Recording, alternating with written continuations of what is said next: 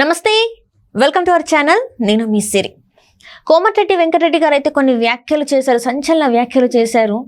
30 మంది బీఆర్ఎస్ ఎమ్మెల్యేల పైన అనర్హత వేటు పడే అవకాశం ఉందని చెప్పేసి తనైతే అంటున్నాడు. మరి ఈ అంశం మనకి వివరించడానికి మనతో పాటు ఉన్నారు ప్రముఖ senior journalist, political analyst CS Rao గారు. నమస్కారం సార్. నమస్తే సార్, ఇప్పుడు ఏంటంటే రాష్ట్రంలో కాంగ్రెస్ ప్రభుత్వం పడిపోతుందని చెప్పేసి ఇటు బీఆర్ఎస్ అటు బీజేపీ రెండు పార్టీలు చెప్తున్నాయి. అయితే ఇదే క్రమంలో కోమటిరెడ్డి వెంకటరెడ్డి గారు మాత్రం కొన్ని సంచలన వ్యాఖ్యలు చేశారు. ఏంటంటే బీఆర్ఎస్లో ఉన్న 30 మంది ఎమ్మెల్యేల పైన అనర్హత వేటు పడుతుంది అని చెప్పేసి తను అంటున్నారు. అసలు ఈ కథను ఎలా చూడాలి? ఇప్పుడు తెలంగాణలో విచిత్రమైనటువంటి రాజకీయ పరిణామం చోటు చేసుకుంది. ఏంటి అది అని అంటే, బీజేపీ బీఆర్ఎస్ పార్టీ వాళ్ళు ఏమంటున్నారంటే రేవంత్ రెడ్డి ప్రభుత్వం లోక్సభ ఎన్నికల తర్వాత పడిపోతుంది అని చెప్పేసి వాళ్ళు అంటున్నారు. కాంగ్రెస్ పార్టీ ఏమంటుంది, 25 మంది ఎమ్మెల్యేలు మాకు టచ్లో ఉన్నారని చెప్పేసి ఆ మధ్యకాలంలో కాంగ్రెస్ పార్టీకి సంబంధించిన కీలక లీడర్లే ఉత్తమ్ కుమార్ రెడ్డి కానీ లేదా కోమటిరెడ్డి వెంకటరెడ్డి కానీ వీళ్ళు చెప్పినటువంటి మాట. ఇప్పుడు దాన్ని అధిగమిస్తూ ఒక కొత్త ట్విస్ట్ కోమటిరెడ్డి వెంకటరెడ్డి ఇవ్వడం జరిగింది. ఏంటి ఆ ట్విస్ట్ అంటే, ఫోన్ ట్యాపింగ్ వ్యవహారాన్ని ఈ ఎమ్మెల్యేలకి ముడిపెట్టారు. ఏంటి అని అంటే, ఫోన్ ట్యాపింగ్లో విచారణ తుది దశకు వచ్చింది. ఫోన్ ట్యాపింగ్ వ్యవహారం మొత్తం కంప్లీట్ అయిపోతే కనుక ఇప్పుడు ప్రస్తుతం బీఆర్ఎస్ పార్టీలో ఉన్నటువంటి ఎమ్మెల్యేల్లో 30 మంది ఎమ్మెల్యేలు నిందితులుగా, దోషులుగా తేలేటువంటి అవకాశం ఉంది. కాబట్టి ఆ 30 మంది మీద అనర్హత వేటు పడుతుంది అనేటువంటి ఒక సంచలనమైనటువంటి ఒక ఆరోపణ, ఒక వ్యాఖ్య కోమటిరెడ్డి వెంకటరెడ్డి చేయడం జరిగింది. నిజంగా ఆ పరిస్థితి కనుక వస్తే మొత్తం కలిపి వాళ్ళు గెలిచింది 39. 30 మంది అనర్హత పెడితే ఇంకా 9 మంది గెలుతారు. అంటే ప్రతిపక్ష హోదా కూడా పోతుంది. సో కాబట్టి ఇప్పుడు ఆయన ఏమంటున్నాడు, 30 మంది ఎమ్మెల్యేల మీద అనర్హత వేటు పడుతుంది అని అంటే నిజంగానే అన్నాడా, లేదంటే రేవంత్ రెడ్డి ప్రభుత్వం మీద బీఆర్ఎస్ పార్టీ వాళ్ళు, బీజేపీ వాళ్ళు రకరకాల కామెంట్లు చేస్తున్నారు కాబట్టి దానికి మైండ్ గేమ్ ఆడటానికి ఇలాంటి వ్యాఖ్య చేశారా అనే దాని మీద మనం కొంచెం డెప్త్గా విశ్లేషణ చేసుకుంటే కనుక, ఫోన్ ట్యాపింగ్ వ్యవహారం అయితే చాలా సీరియస్ కేసు. అది ఫోన్ ట్యాపింగ్ అనేది జరిగింది తెలంగాణలో అనేది కూడా వాస్తవం, దీంట్లో ఎలాంటి సందేహం లేదు. అయితే ఆ ఫోన్ ట్యాపింగ్ ఎవరి మీద చేశారు అనేది ట్విస్టుల మీద ట్విస్టులు నడుస్తున్నాయి. ఇప్పుడు రెడ్ కార్నర్ నోటీసు ఇచ్చేదానికి మేము ప్రయత్నం చేస్తున్నాము, ఎక్కడున్నా కానీ ప్రభాకర్ రావుని పట్టుకొస్తాము, ఇంటెలిజెన్స్ మాజీ చీఫ్ని అని చెప్పి Hyderabad CP Srinivasa Reddy 2 days back announce చేశాడు.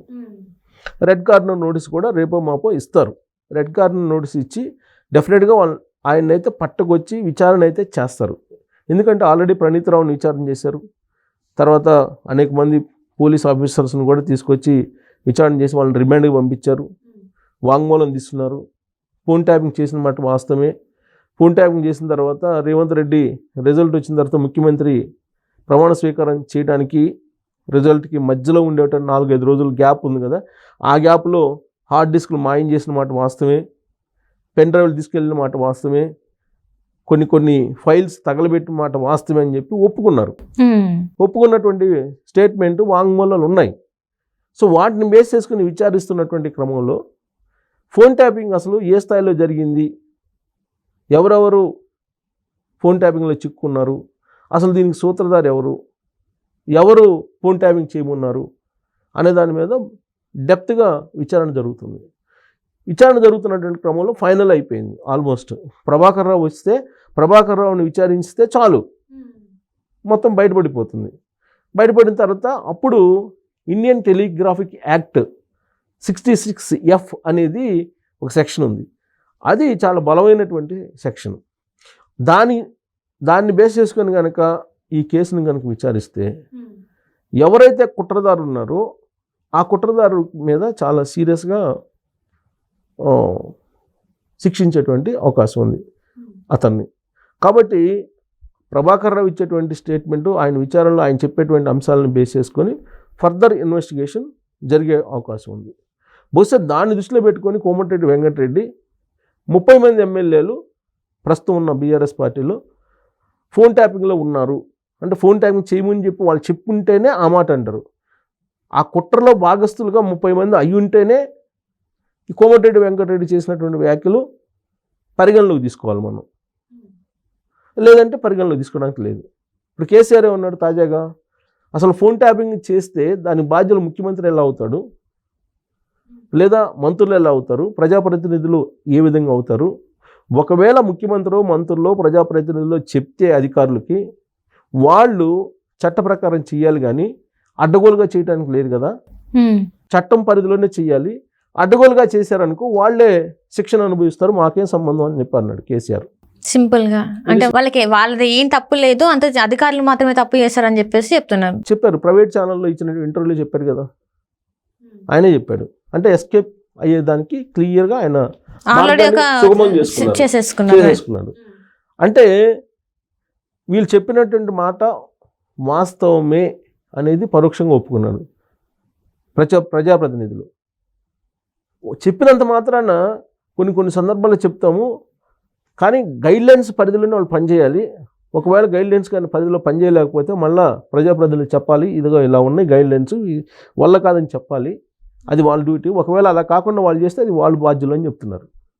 అలా కాకుండా ఇప్పుడు ప్రభాకర్ రావు వచ్చిన తర్వాత కనుక ఆయన ఇన్వెస్టిగేషన్లో వేరే రకంగా కుట్రపూరితంగా 66F అనే సెక్షన్ పెట్టేసి ఆ యాంగిల్లో కుట్రపూరితంగా వీళ్ళు చేశారు అని చెప్పి కనుక ప్రజాప్రతినిధుల మీద కూడా కేసు తిప్పితే అప్పుడు నిజంగా కోమటిరెడ్డి వెంకటరెడ్డి అన్నట్టు 30 మంది ఎమ్మెల్యేలు ఇరుక్కునే అవకాశం ఉందా?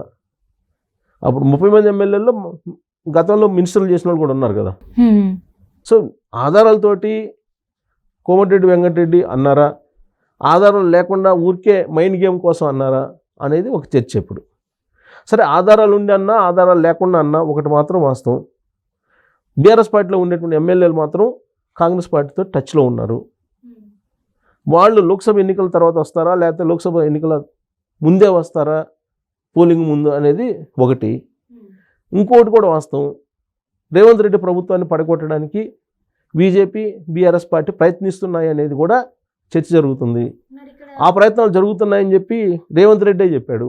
నా ప్రభుత్వం మీద కుట్ర జరుగుతుంది, ప్రభుత్వాన్ని పడగొట్టాలి అని చెప్పి ఆయన అన్నాడు.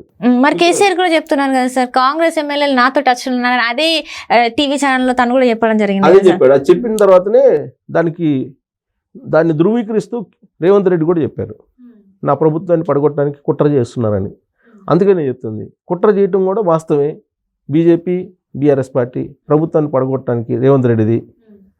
At the same time BRS party నుంచి కాంగ్రెస్ పార్టీలోకి వచ్చేటువంటి ఎమ్మెల్యేలు ఉన్నారనేది కూడా నిజమే.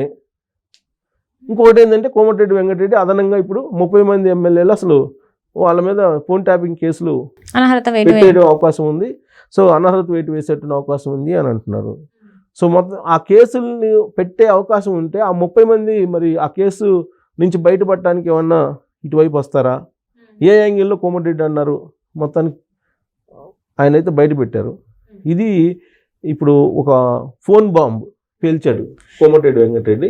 ఈ ఫోన్ బాంబు ఇప్పుడు రాబోయే రోజుల్లో మరి ఎటువైపు నుంచి ఎటు తిరిగి ఎటువైపు వెళ్ళి ఎవరి తలకాయని పేలుస్తుందో తెలియదు. Right sir, right. Thank you so much sir. Thank you.